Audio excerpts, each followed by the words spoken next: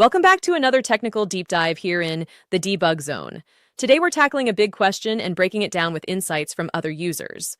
Hopefully this clears up some misconceptions and helps you get the answer you need. So buckle up, stay a little curious, and let's jump right in.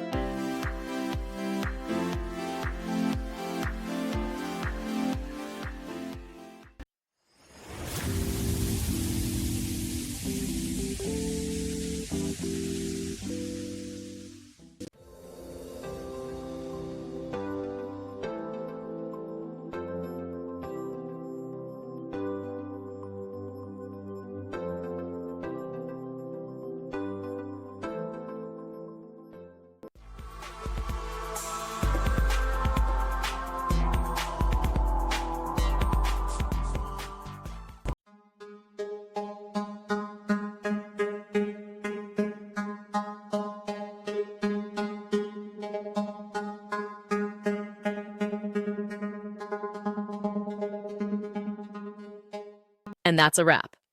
I hope you found the answer you were looking for. If you did, take a second to hit that subscribe button. It really helps out.